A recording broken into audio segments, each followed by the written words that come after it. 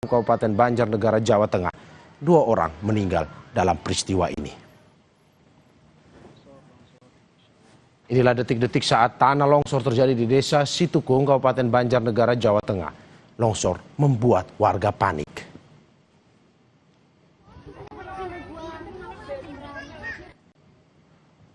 Longsor dipicu hujan deras yang mengguyur daerah itu selama lebih dari 13 jam.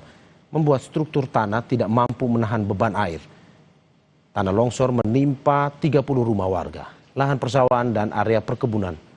Data BPBD, jumlah pengungsi hingga Senin 17 November mencapai 917 orang yang tersebar di 3 titik.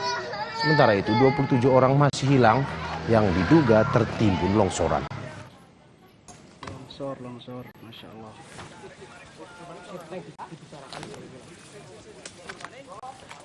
Inilah evakuasi korban longsor di Desa Situkung, Kecamatan Pandanarum, Kabupaten Banjarnegara, Jawa Tengah. Selain 2 korban meninggal, tim SAR juga mengevakuasi 2 korban luka. Korban luka dibawa ke RSUD Banjarnegara dan Puskesmas Pandanarum.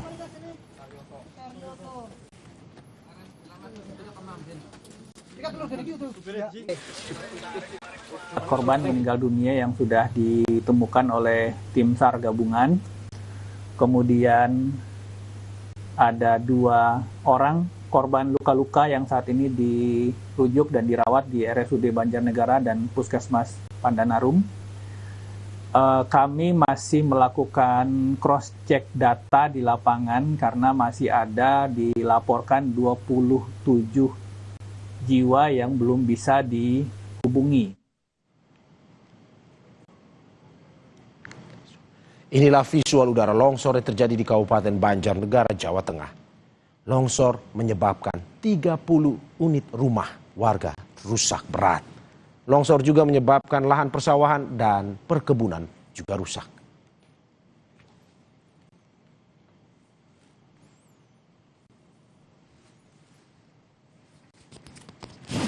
Pasca longsor di Dusun Situkung, Pandanarum, Banjarnegara, Jawa Tengah, tim SAR gabungan dan relawan juga mendirikan dapur umum.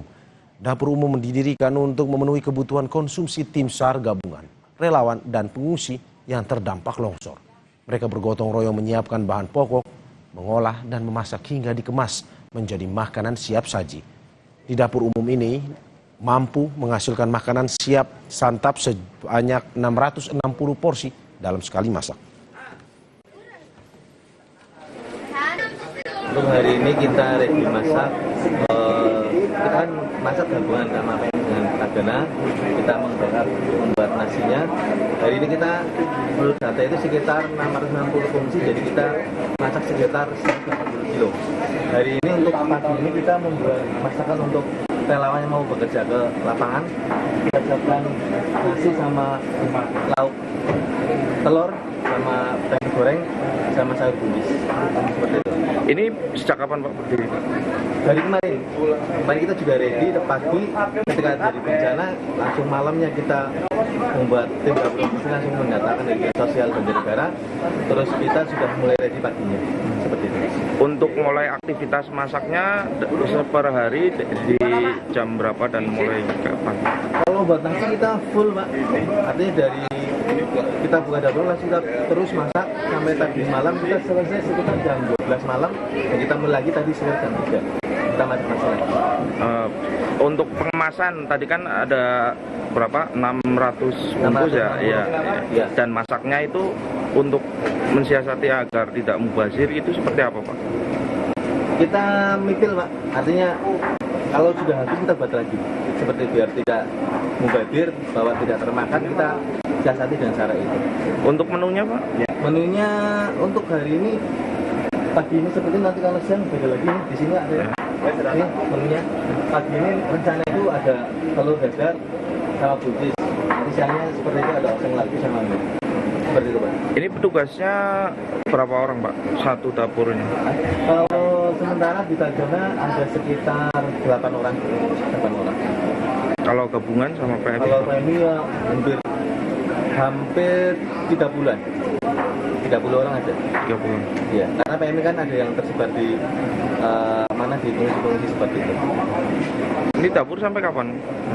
Kita BKO sampai 14 hari ke depan.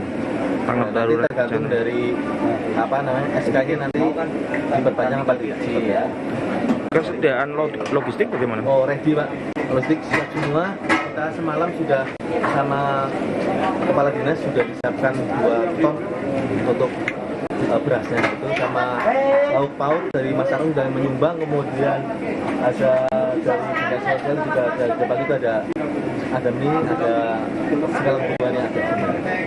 Telur juga ada. Ada berapa dapur umum sih Pak di sini? Kalau sementara yang di kecamatan lagi satu, sama saya lihat itu ada di Basnas di daerah Beji. Kita akan pantau bagaimana situasi terkini pasca longsor yang menerjang dusun Situkung, Banjarnegara, Jawa Tengah bersama jurnalis Kompas TV Harsono. Harsono, selamat pagi. Hingga saat ini proses pencarian korban sudah kembali dilakukan atau bagaimana dari pantauan Anda di lapangan? Ya, baik. Selamat siang Mario dan saudara. Dapat saya laporkan dari pos komando bencana tanah longsor di Dusun Situkung, Desa Pandun, di Banjarnegara, Jawa Tengah ini dapat saya laporkan bahwa saat ini tim SAR gabungan masih terus melakukan upaya pencarian terhadap korban yang dilaporkan. Menurut data yang ada di posko ini sebanyak 26 korban yang masih dalam pencarian. Sementara korban meninggal seperti data yang sebelumnya saya laporkan bahwa korban meninggal masih sebanyak 2 orang. Dan data luka yang dirawat di rumah sakit ini sebanyak 8 korban. Dan mereka dirawat di 3 rumah sakit, yakni Rumah Sakit Immanuel, Rumah Sakit Umum Daerah Banjarnegara, dan Puskesmas Pandanarum. Sementara dari keterangan pihak BPBD, pada malam tadi para pengungsi yang ada di 3 tempat itu sudah ada yang terserang sakit begitu, dan sampai sekarang masih ditangani oleh tim medis. Nah, selain itu juga Mario, tim SAR gabungan hari ini menerjunkan tim anjing pelacak yang nantinya akan membantu dalam proses upaya pencarian di lokasi longsor, yakni di Dusun Situkung, Pandanarum, yang merupakan lokasi yang paling parah. Ya, di titik itu di Dusun Situkung itu lokasi longsor itu paling terparah di situ. Sementara dari keterangan pihak Pemda juga melaporkan ada beberapa, bahkan banyak ya, sekitar ratusan rumah yang terdampak dari tanah longsor tersebut mengalami rusak. Dan dicatat oleh pos bahwa sebanyak 48 rumah terbilang rusak berat, Mario. Ya Harsono, update terakhir bahwa sudah 26 ya, karena kemarin hari Senin update terakhir itu sudah 27 warga yang hilang. Tapi dari update terakhir pagi hari ini dari Anda 26. Dan yang ingin kita tahu adalah yang korban jiwa atau korban meninggalnya ada berapa? Korban meninggal dunia dari data yang ada di pos komando itu sebanyak 2 orang meninggal dunia, dan jenazahnya kemarin dibawa ke RSUD Banjarnegara. Sebetulnya sempat korban itu masih bernafas, tetapi ketika dalam masa perawatan korban kemudian meninggal dunia. Sementara 1 korban, Mario, ditemukan meninggal dunia di lokasi kejadian. Nah, dalam data juga korban yang dicari yang memang semula 27, ternyata 1 orang ada di tempat pengungsian, sehingga petugas mencatat hanya 26 korban yang masih dilaporkan hilang. Nah, tim SAR gabungan saat ini baik dari Basarnas, dari TNI, dari Polri, dari BPBD, dan para relawan hampir yang ada di Jawa Tengah ini turun ke lapangan untuk membantu proses pencarian terhadap ke-26 korban yang masih belum ditemukan. Nah, pantauan saya Mario, saat ini cuaca cukup mendukung, cuacanya panas sehingga kemungkinan pencarian tidak begitu menemukan kendala, tidak seperti kemarin, cuaca berturut-turut jika sore hari cuaca mendung dan turun hujan sehingga proses pencarian terhadap para korban terkendala dan jam yang biasanya pencarian dilakukan selesai pada sekitar pukul 17.30 atau 18.00 kemarin sekitar pukul 16.00 sudah dihentikan karena mengingat cuaca yang tidak mendukung. Dan ini tentunya harus menjadi pertimbangan bagi para tim SAR agar tidak menimbulkan korban dari pihak SAR sendiri. Mario. Oke, 2 korban jiwa atau korban meninggal dan juga 26 masih dicari. Hingga saat ini, Harsono seperti Anda bilang tadi bahwa salah satunya adalah cuaca. Kendala apa lagi selain cuaca yang dihadapi dalam pencarian korban?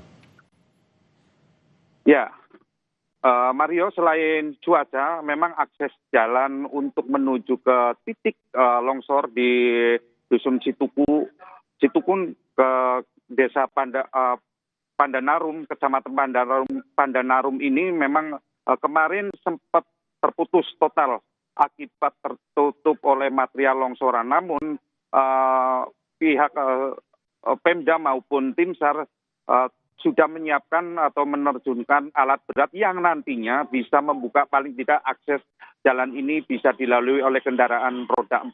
Sampai saat ini roda 4 belum bisa menembus ke titik longsor, tetapi roda 2 sudah bisa menuju ke titik longsor.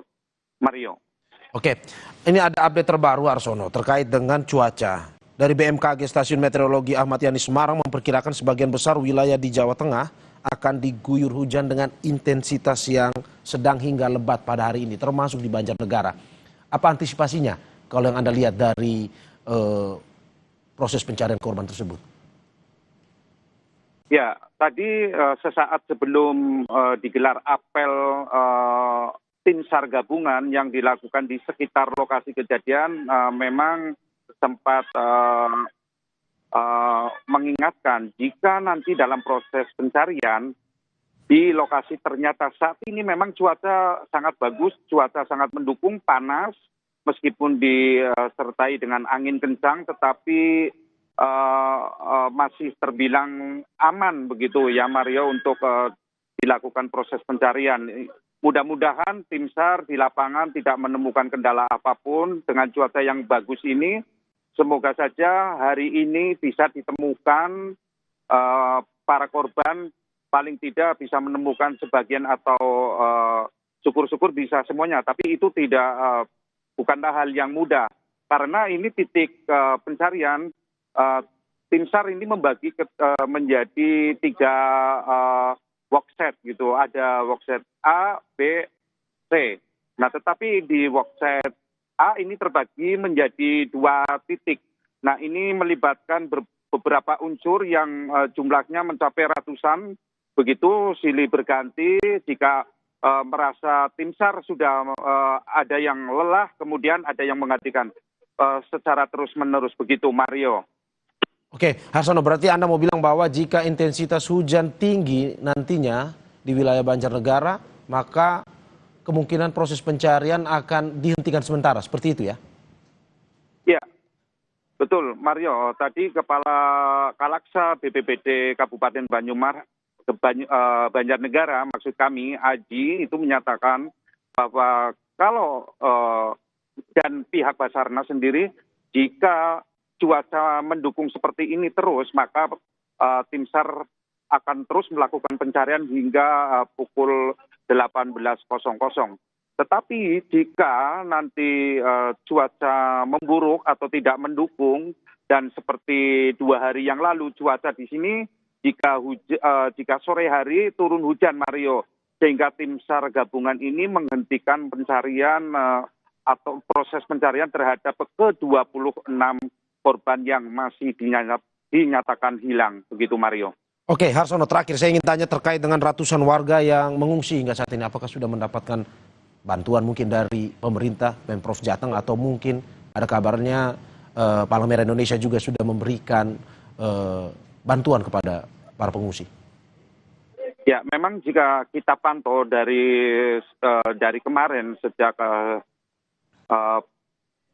kemarin sehari setelah peristiwa tragedi atau insiden musibah bencana tanah longsor ini, petugas langsung memberikan distribusi makanan, kebutuhan para pengungsi yang jumlahnya mencapai ratusan di sini di pos komando ini yang tempatnya berada di kantor kecamatan. Ini suplai makanan, minuman, alat mandi, selimut, dan kasur lipat itu sudah didistribusikan dari Kementerian Sosial dan dari para donatur atau para dermawan yang mengirimkan makanan-makanan. Kalau kita pantau stok makanan, insya Allah di sini sangat cukup karena ini terus berdatangan bantuan dari berbagai daerah, dari berbagai elemen masyarakat. Nah, termasuk kebutuhan ada bantuan pakaian layak pakai yang sekarang juga masih terlihat menumpuk di posko komando ini. Nah, kita lihat sejumlah petugas juga selain memberikan kebutuhan pokok seperti makan, minuman, juga kebutuhan alat mandi seperti sikat, sabun, sampo, pasta gigi juga sudah tersedia di sini. Mario. Oke, terima kasih Harsono atas apa yang dilaporkan. Tetap utamakan kehati-hatian dalam mencari informasi. Selamat bertugas kembali Harsono.